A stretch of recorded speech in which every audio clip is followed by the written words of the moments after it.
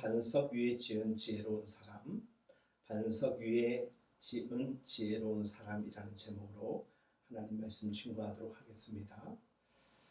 오늘의 말씀이 우리의 삶의 자리를 돌아보고 또 동시에 삶을 내다볼 수 있는 은혜로 이어질 수 있기를 간절히 소망합니다. 마태복음 7장에 기록된 산상수훈의 마지막은 오늘 비유의 말씀을 통하여 결론을 맺게 됩니다. 예수님께서는 산상수훈의 긴 교훈에 대해서 집 짓는 자의 비유를 통하여서 지혜로운 자와 어리석은 자로 나누어 어떻게 행하여야 할 것인가를 실제적으로 설명하셨습니다. 구약 성경의 잠언 10장 25절을 보면 오늘 본문에서 말하는 집의 기초에 대하여서 언급하고 있습니다. 해오리 바람이 지나가면 악인은 없어져도 의인은 영원한 기초 같으니라. 즉 해오리 바람이 지나가면 악인은 없어져도 의인은 절대로 흔들리지 않는 기초이므로 영원할 것이다 라는 것입니다. 그러나 본문에서의 예수님의 말씀은 의인이나 악인이냐는 상관없이 다만 중요한 것은 반석 위에 집을 짓는 자는 영원할 것이다 라는 것입니다. 어찌 보면 대단히 비약적이고 초월적인 말씀으로 들릴 수가 있습니다. 이것은 곧 우리 인간의 도덕률을 초월한 것으로서 그가 얼마나 불의하냐 의로우냐가 중요한 것이 아니라 반석 위에 집을 짓기만 하면 지혜로운 사람으로 영원하다라는 것입니다.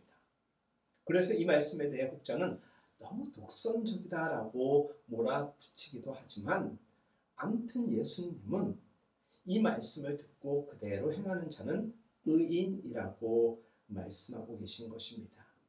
이 말씀 외에는 다른 가치를 인정하지 않겠다라는 것이 또 하나의 의미가 되겠죠. 고린도전서 4장 10절 이하는 사도 바울의 이야기입니다. 이 문제를 좀 더 다른 측면에서 이와 같이 이야기를 하고 있습니다. 내게 주신 하나님의 은혜를 따라 내가 지혜로운 건축자와 같이 터를 닦아두매 다른 이가 그 위에 세우나 그러나 각각 어떻게 그 위에 세우기를 조심할지니라. 이 닦아둔 것 외에 능히 다른 터를 닦아둘 자가 없으니 이 터는 곧 그리스도 예수라. 만일 누구든지 금이나 은이나 보석이나 나무나 풀이나 지푸로 이 터 위에 세우면 각각 공력이 나타날 터인데 그날이 공력을 밝히리니 이는 불로 나타내고 그 불이 각 사람의 공력이 어떠한 것을 시험할 것이라. 이 내용과 예수님의 말씀은 어찌 보면 서로 중점이 다르게 보일 수도 있습니다. 예수님은 다른 것을 관계없이 반석 위에 집을 짓는 자는 지혜롭다라는 그 기초에 중점을 두었다면 바울은 기초 위에 무엇을 세우느냐, 즉 건축 재료에 중점을 두고 있는 것입니다. 그래서 각 사람의 공력을 불로 시험할 때 풀이나 짚이나 나무는 어떻게 될 것이다? 다 타버릴 것이고 금과 은과 보석은 그대로 남아있을 것이다 라고 전하고 있는 것입니다. 어찌 보면 바울의 말씀보다 예수님의 말씀이 뭔가 설득력을 주기에는 보다 와닿는 것이 바울의 메시지가 발전적인 듯한 인상을 우리에게 주는 듯 하기도 합니다. 그러나 예수님의 말씀이 더 근본적이고 완벽함을 우리 이 시간 함께 나눠보도록 하겠습니다. 왜냐? 예수님은 오직 기초만 바로 되어 있다면 그 위에 세우는 집은 그 터가 보호할 것이라는 것입니다. 혹 나무로 집을 지었다 해도 터가 반석이기만 하면 비바람도 상관이 없다는 것입니다. 물론 돌로 지은 집이면 더더욱 좋습니다만 중요한 것은 터가 그 집의 가치를 결정한다는 것입니다. 사실 집을 지을 때 나무나 돌이나 콘크리트 등 여러 가지 재료를 사용하여서 짓지 않습니까? 또한 그 집은 그 집 나름대로 각각 쓸모가 있습니다. 그러나 공통적인 문제는 기초가 잘 되어야 한다는 것입니다. 기초가 잘못되면 그 위에 제 아무리 좋은 재료를 사용해도 소용이 없지 않겠습니까? 기초가 흔들리면 그 위에 것은 모두 무효가 되어버립니다. 아니, 좀 더 확실하게 이야기하면 흔들리는 기초 위에서는 높으면 높을수록 그 문제는 더 클 수밖에 없다라는 것입니다. 우리 인간의 삶은 기초가 무조건 중요하다라는 측면에서 사람의 인격에도 고층이 있고 단층이 있을 수 있습니다. 우리가 제 아무리 높이 쌓아 올린 명예와 명성이라 할지라도 그 기초가 만약 부실하고 좋지 않으면 순식간에 무너지고 말 것입니다. 어거스틴은 이와 같이 이야기하였습니다. 하나님이 없는 교육은 약삭빠른 악마를 생산하는 것과 같다라고 말하였습니다. 정말 하나님을 모르는 자의 지혜는 기초가 잘못되어 있으므로 무너지기 시작하면 크게 무너져서 여러 사람에게 피해까지 입히게 되는 것입니다. 예수님은 기초 위에 높은 집이냐 낮은 집이냐를 상관하지 않으셨습니다. 어떤 재료를 사용하느냐, 그래서 돌집이냐 나무집이냐 그 또한 말씀하지 않았습니다. 다만 기초만이 반석 위에 있어야 함을 말하였습니다. 팔레스타인 부근은 원래 사막이었지 않습니까? 그러니까 군데군데 흩어져 있는 커다란 바위와 모래 속에서 집을 짓는다라는 것은 어려운 작업이었을 것입니다. 바위를 깎아서 기초를 하자니 장비도 없는 그 시절에 대단히 힘이 들어 쉬운 방법을 찾아낼 수밖에 사람들은 없었을 것 같습니다. 그래서 바위와 바위 사이는 모래가 메워져 있는 곳이 많았는데 그곳에다가 집을 짓는 이들이 참 많았습니다. 바위처럼 된 골짜기로 보이는데 사실 그곳은 바위가 아니었습니다. 이스라엘은 겨울이 우기입니다. 비가 오고 창수가 나면 이 집은 어떻게 될 것 같습니까? 떠내려가는 것입니다. 목수이신 예수님은 이 문제에 대하여 누구보다도 잘 알고 계셨기에 집은 어떤 기초 위에 있어야 하는가가 얼마나 중요한가를 이야기하시고자 함이었습니다. 문제는 기초입니다. 물론 여기서 기초라는 것은 예수님을 의미합니다. 그래서 반석 위에 지은 집은 예수 그리스도다라고 생각하기 쉬울 것입니다. 그런데 본문의 문맥은 예수님의 말씀을 듣고 행하는 자, 그러니까 단순히 반석이 예수님이다라고 여기는 개념으로 살아가는 사람이 아니라 우리 인생을 둘러볼 때 예수 그리스도를 믿고 그 말씀을 듣고 행하는 자, 그와 같은 자가 반석 위에 살아가는 자라는 것입니다. 그리스도의 말씀 위에 세워진 인격은 절대로 흔들림이 없는 것이다 라는 것입니다. 그런 의미에서 집 짓는 자들은 둘로 나눌 수가 있습니다. 하나는 그리스도의 말을 듣고 행하는 자, 또 하나는 그리스도의 말을 듣고도 행하지 않는 자일 것입니다. 이 말씀에 의하면 세상 사람들은 예수 믿는 자와 믿지 않는 자로 두 가지만 나눌 수밖에 없을 것입니다. 우린 우리의 인생의 기초를 어디에다 세우고 있습니까? 그리고 어디에다 세워 나갈 것입니까? 예수님의 말씀 위에 인격을 세워 집을 지으면 어떤 비바람에도 흔들리지 않는 좋은 집이 될 수 있음을 분명히 알아야 합니다. 바울이 고린도전서 4장 10절 이하에서 말한 집을 짓는 자의 재료도 매우 중요합니다. 영국의 신학자 윌리엄 버클레이는 이와 같이 말하였습니다. 건축 재료는 인생과 비슷한 데가 있다. 그는 하나님은 우리에게 완성된 인생을 제공해 주시는 것이 아니라 인생의 재료를 제공해 주시는 것으로서 우리는 그것을 사용해서 자신의 인생을 지어내야만 한다라고 말하였습니다. 버클레이는 하나님은 인생의 재료로서 우리에게 재능과 능력을 가진 우리 자신을 제공해 주시고 아름답고 풍성한 세계를 다시 우리와 더불어 함께 살아갈 동료를 제공해 주시며 그리고 이러한 재료들을 다루어 가치 있는 인생을 지어내라고 우리에게 말씀하고 계시다라고 그는 이야기하였습니다. 굉장히 공감이 가지요. 그는 말하기를 하나님은 우리에게 완성된 제품이 아니라 재료를 제공해 주시고 하나님은 우리를 위해 무엇을 해주시는 것이 아니라 우리가 스스로 할 수 있도록 우리에게 힘과 그 힘의 배경, 여러 가지 여건을 만들어 주신다는 것입니다. 우리가 무엇이든지 혼자서 할 수 있도록 격려하고 힘이 되어 주시는 것이 하나님의 방침이라는 것입니다. 요한 크리소스토모는 삶 속에서 폭풍과 홍수가 반복하여 우리를 덮칠 수 있다라고 이야기하였습니다. 안셀름 그르는 이것이 우리 인간 실존의 일부분이기도 하고 전부일 수 있다라고 이야기합니다. 여러분, 사람들 가운데는 하나님께서 제공해 주신 인생의 재료들을 가지고 삶 속에서 반복하여 일어나는 폭풍과 홍수 가운데서도 아주 잘 견뎌낼 수 있는 집을 짓는 사람이 있고, 폭풍과 홍수가 덮칠 때 도저히 견뎌낼 수 없는 집을 짓는 사람 또한 있습니다. 우리는 어떤 사람입니까? 예수님의 말씀에 따르면 전자는 집을 반석 위에 지은 지혜로운 사람일 것이고, 후자는 그 집을 모래 위에 지은 어리석은 사람일 것입니다. 심리학적 관점에서 집은 꿈속에서 항상 우리의 의식 상태를 나타내는 하나의 상징으로 본다고 합니다. 집이 무너진다라는 것은 지금까지 살아온 삶이 더 이상 지탱하지 못한다라고 이야기를 하더라고요.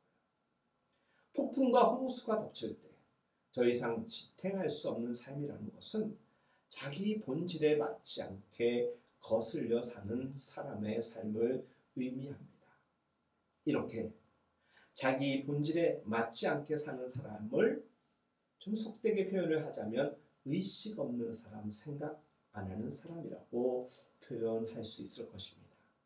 그러한 사람을 어리석은 사람이라고도 이야기하고, 무딘 사람, 우둔한 사람, 바보 같은 사람이라고 이야기를 합니다.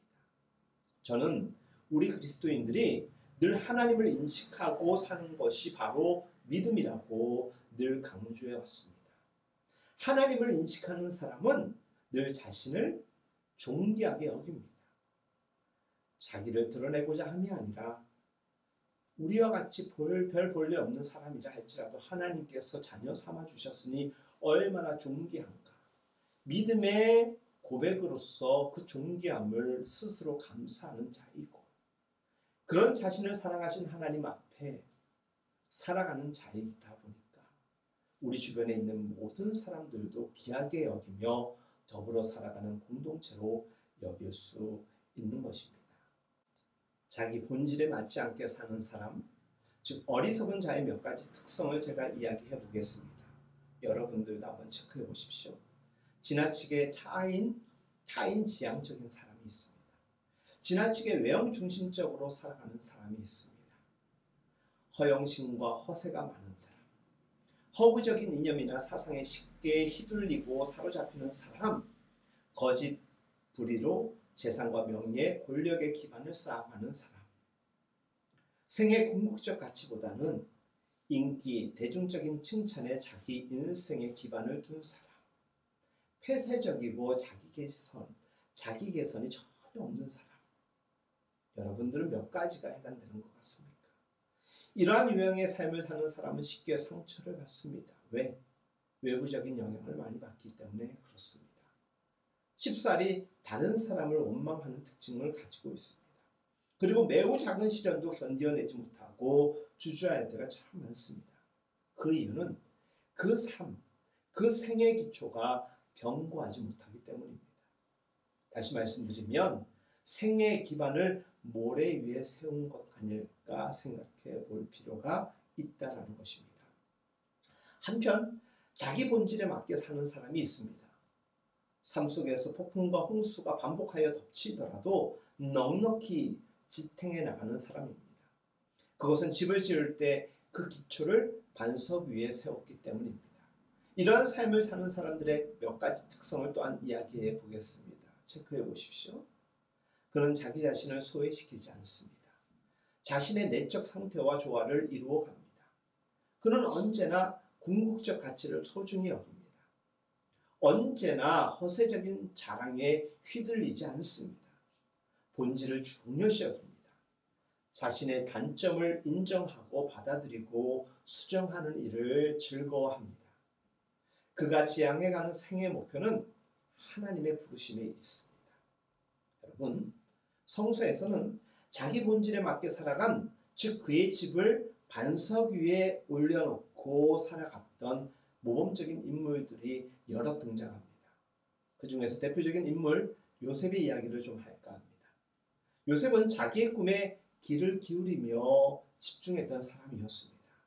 심리학에서 이 꿈이라는 것에 대하여서 하나님께서 친히 그에게 말씀하시는 내면의 소리로 여기곤 하였습니다. 또 그렇게 발표하곤 합니다. 요셉은 자기가 다른 형제들보다 사랑을 더 받는다라는 이유로 막내인 자기를 비방하고 증오하고 거부한 형들의 판단을 그대로 받아들이지 않습니다. 이에 형들이 어떻게 합니까? 요셉을 죽이려 합니다. 그러나 르우벤의 권유로 그 형제들은 요셉을 구덩이 속으로 던져넣기만 하고 결국에 지나가는 상인의 요셉을 팔게 되죠. 상인들은 요셉을 이집트로 데려가서 바로의 경호대장인 보디발에게 팔아넘깁니다. 놀랍게도 그곳에서 요셉은 모든 일을 성공적으로 감당합니다.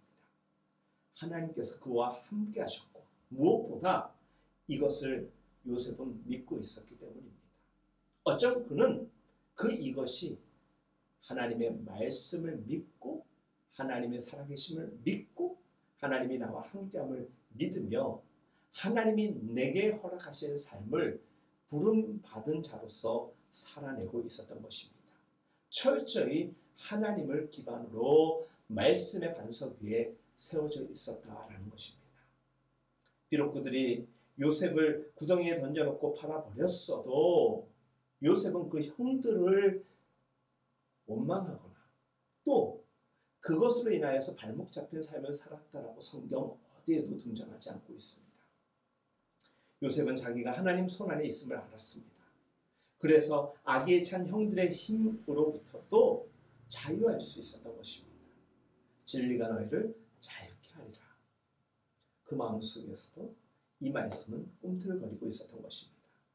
형들은 요셉에게 해를 끼치고 싶어 했으나 실제로 그것이 도리어 요셉에게 도움이 되었던 것입니다. 그렇다고 요셉의 삶이 요셉이 걸었던 그 길이 순탄치만은 않았다는 거 여러분들 잘 알지 않습니까? 요셉이 보디발의 집에 관리인으로 임명되었을 때 어떠한 일이 벌어집니까? 보디발의 아내가 요셉에게 유혹하며 요셉과 잠자리를 같이 하기를 청하게 됩니다. 그러나 요셉은 자기 신앙과 양심에 따라 결정합니다. 부인은 요셉을 모함하여 감옥에 넣었습니다. 다시금 운명이 요셉에게 등을 돌린 것처럼 여겨지는 상황입니다. 좌절할 만한도 한 요셉이 어떻게 그곳에서 보내게 됩니까? 감옥에서도 자기의 그 본질인 양심과 신앙의 집중을 통하여서 그곳에서도 성실하게 살아냅니다. 그는 죄수 생활을 하면서도 어쩐 자유인으로 살았던 것입니다. 요셉은 자기가 하나님 손안에 있음을 알고 믿었기 때문이지요. 그는 감옥에서 갇혀 있는 사람들의 꿈을 풀이해 주었습니다. 그 결과 이집트의 모든 마술사와 현자들이 풀 수 없었던 바로의 꿈을 해몽하기 위하여 그를 데리러 오는 사건이 발생하지 않습니까? 요셉이 바로의 꿈을 해몽하였을 때 바로는 요셉에게 이집트 전체를 다스릴 고난을 주게 됩니다. 다시금 하나님께서 요셉을 질투하는 부당한 인간의 손에서 그를 구해내주셨던 것입니다. 그에게 해를 끼칠 수 있는 것은 아무것도 없었습니다.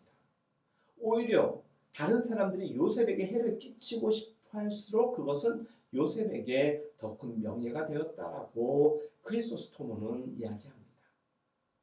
안셀름 그루는 이렇게 말합니다. 요셉에게 견디기 어려운 많은 시련과 시험이 있었지만 그의 운명은 감옥에서 끝나지 않았으며 하나님은 누구도 빼앗을 수 없는 불가침의 존엄성을 요셉 자신에게 선사하셨다라고 그는 이야기합니다. 요셉은 드디어 그를 미워하고 괴롭혔던 형들까지도 용서하는 위대한 사람의 자리에 올라설 수 있게 되는 것입니다. 우리는 요셉의 이야기를 통하여서 매우 값진 영적 교훈을 얻게 됩니다. 하나님께서 우리에게 주신 이 미완성의 생을 허구와 거짓으로 지어가지 않고 하나님의 공의, 하나님의 인자하심, 하나님의 선하심을 굳게 믿으며 자신을 속이지 않고 진실의 기반 위에 반석 위에 세워가는 삶을 살았던 것입니다. 그랬더니 그 어떤 폭풍과 홍수에 의해서도 무너져 내리지 않았습니다. 무너져 내린다라는 것은 그러한 시련들에 의하여 상처받고 좌절하고 스스로를 부정하게 되는 것입니다. 하나님께서는 인생의 시련 가운데서 우리가 받는 그 모든 깊은 마음의 상처까지도 깊은 의미에서 값진 진주로 바꾸어감을 여러분들 기대하시기 바랍니다. 값진 진주를 생각해 보십시오. 조개 속에서 많은 상처를 겪으면서 성장해 간다고 합니다. 마찬가지로 만물을 새롭게 하시는 창조주 하나님께서는 우리의 상처를 값진 진주로 바꾸어 놓으시는 분이십니다. 저는 이 사실을 저의 삶의 자리에서 깊이 체험적으로 깨달아 가고 있습니다. 사람이 상처 없이 살 수 없습니다. 문제는 그 상처를 어떻게 다루어 가느냐, 그것 아니겠습니까? 밖에서 입히는 상처를 자애로 받아들일 때에는 악순환만이 반복될 뿐입니다. 그러나 그것을 객관화시켜서 보고 전능하신 하나님 앞에 우리의 연약함을 고백하며 모든 문제와 상황을 내려놓을 때 하나님께서는 그것을 진주로 바꾸어 가시는 것입니다. 우리가 해야 될 것은 말씀의 반석 위에 하나님을 믿고 행하고 살아내는 것입니다. 때로는 삶의 여건이 되지 않아서 하나님의 말씀을 멀리하고 행하지 않는 경우가 있습니다. 이유를 탓합니다. 이유에 대하여서 이야기합니다. 나중에 상황이 좋아지면 어찌어찌 되면 제가 그때는 꼭 하겠습니다. 아닙니다. 상황이 바뀌어도 그런 분들은 되게 변하지 않습니다.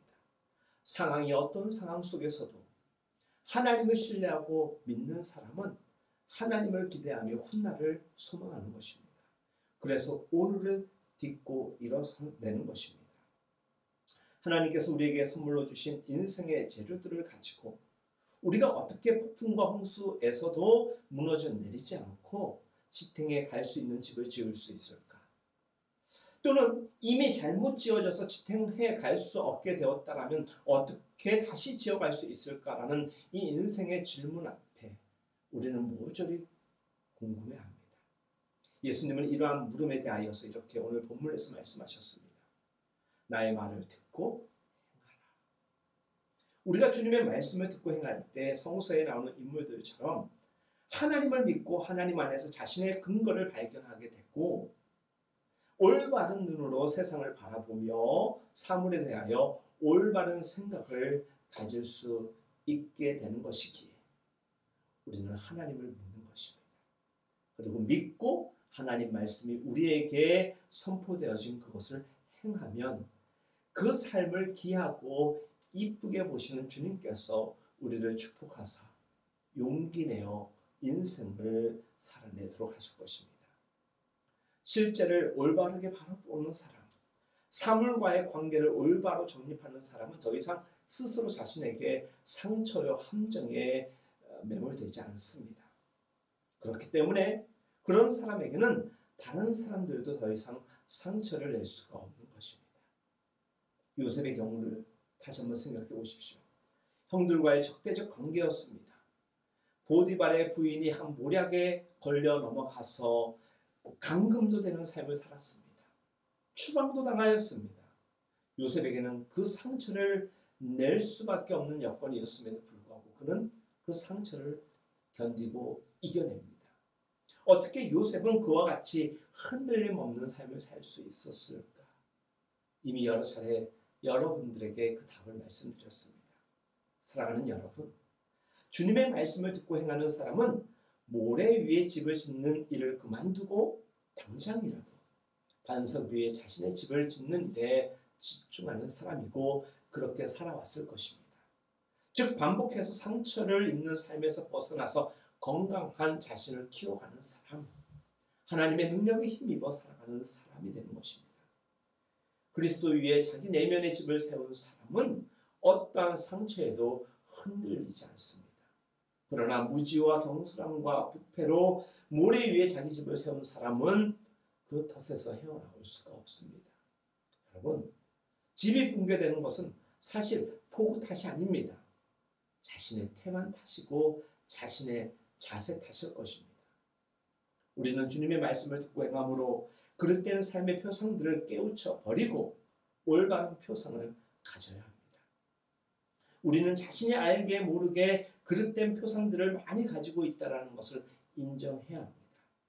우리는 돈을 벌어 기뻐도 하지만 잃어버렸을 때 깊은 상처를 받지 않습니까? 그것은 그러한 것들을 잃어버렸다라는 사실 자체의 문제가 아니라 우리 내면에 이미 허구와 허상으로 얼룩진 내면의 연약함이 더 문제가 되는 것입니다. 우리는 사물에 대해서만 아니라 우리 자신과 다른 사람들과의 관계에 있어서도 얼마나 그릇된 표상을 많이 가지고 있는지 모릅니다. 돈이 많은 사람은 자기가 돈이 있기 때문에 다른 사람들에게 인정받으려고 하고 또 인정받는다라고 생각합니다. 미모를 갖춘 사람은 자기의 미모 때문에 다른 사람들에게 사랑을 받거나 또 사랑을 한다라고 이야기를 합니다. 많은 사람이 이렇게 세상적인 그 허구적인 표상에 사로잡혀 살아가곤 합니다. 그래서 때로는 인생의 연약함 앞에서 한계점 앞에서 또 대대어 버리거나 또 스스로를 부정하거나 매우 슬픔에 잠기기까지 합니다.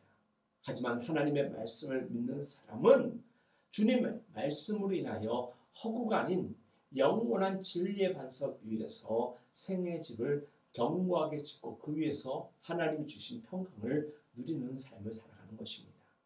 주님의 말씀, 특별히 산상수훈의 말씀을 읽고 깊이 묵상해 나가다 보면 우리는 어느새 허상에 사로잡히지 않고 반석 위에 우리 집을 세워가고 있다는 것을 알게 될 것입니다. 그래서 할 수만 있다면 산상수훈의 말씀을 많이 보시기 바랍니다.